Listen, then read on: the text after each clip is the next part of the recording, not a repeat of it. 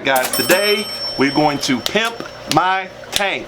Yes, we're going to redo the entire fish room. We're going to kind of perk it up, give it some life. I kind of let it go over the past month or two just because of work. I just need to get in here. I need to give these fish tanks some much needed love. Going to do water changes. I'm going to do about 50% water changes. That's what I do every 2 weeks or so.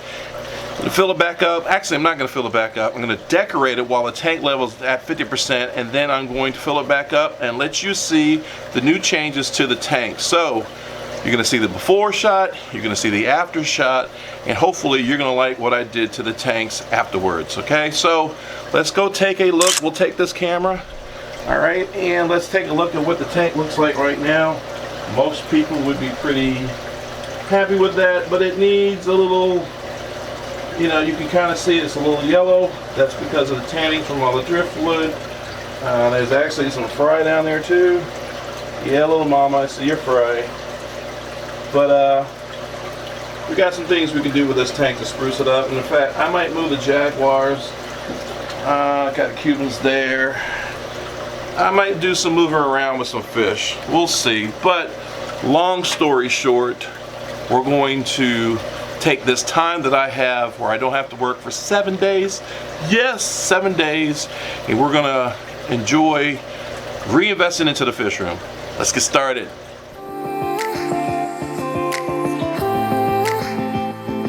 While I'm thinking about it, before you do a major water change like I'm doing today, pull the plugs on your filters and your heaters. You definitely don't want to mess those two major components for your aquarium up. The heaters will, if they're not underwater, they're going to burn up, and your pumps on your filters are going to start dry pumping because there's not any water going through there, and they're going to overheat. So make sure you cut all the power off when you're doing large water changes like this. You don't want to damage your filter or your heaters or or worse, the fish that are inside your tank. All right guys, let's get back to it. Your smile.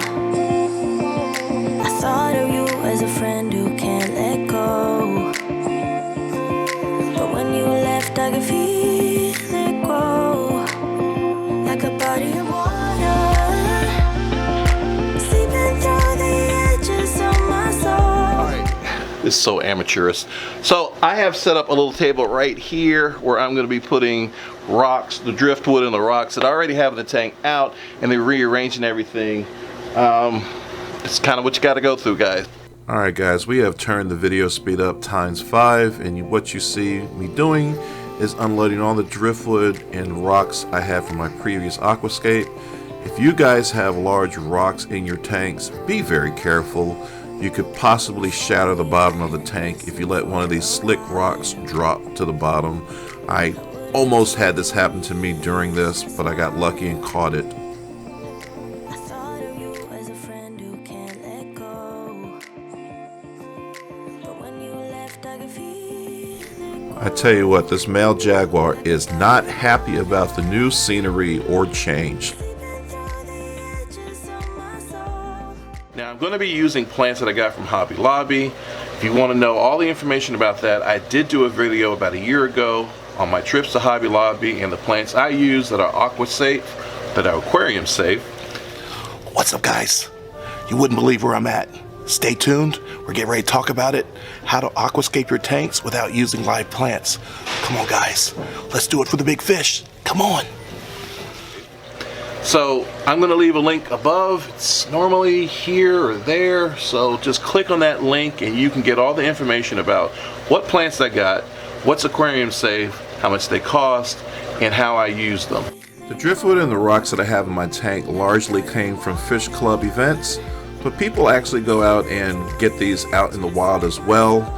If you would like to know more about this and making sure that the rocks and driftwood you get is safe for your tanks, leave comments below. I'll be glad to answer those comments. Now, I'm not going to tell you how to aquascape your tank. I'll show you how to get the materials, I'll show you what works for me, but I believe there's an artist in each and every one of us. So just enjoy the process. Put some stuff in, stand back, look at it, see if you like it. That's what I do, and you can see I'm moving stuff constantly here until I get something that aesthetically is pleasing to me. But I also think about my Jaguar female. I want to make sure that she has a spot to go to where the male can't reach her. Remember guys, this is your tank, so as long as you're happy, that's all that matters. Have fun with it, make it as pleasing as you can, and sit back and enjoy this wonderful hobby we call fish keeping. Good luck! And now for the before and after shots. Are you excited? Here's a Jaguar tank before, and with an hour's work, here it is now. Doesn't it look fantastic?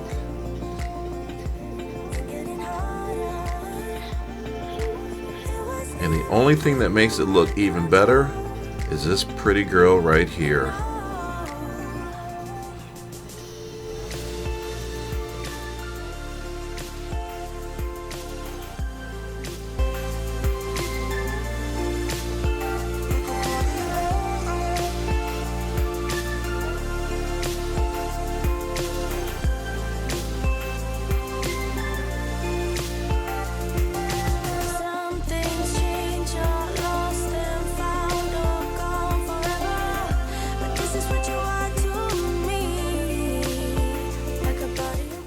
Alright guys, this is New Year, so I'm going to give you a little bonus footage. So this is my Cuban cichlid tank before. Now, I'm not going to show you all the footage of me taking everything out, but it's pretty amusing how aggressive this Cuban cichlid is. In fact, it's probably even more aggressive than my Jaguar, by far. I still love this fish despite his struggle to try to attack me. What a magnificent fish. Now, next is our after shot. What do you think, guys? I think it's absolutely striking. Not only is this Cuban cichlid one of my favorite fish in the entire fish room, but now this tank, Aquascape the way it is one of my favorite tanks. Hope you guys like it as much as I do. Alright guys, thank you so much for viewing. Thank you for hitting that like button. Thank you for hitting that subscribe button. And thank you for all your support.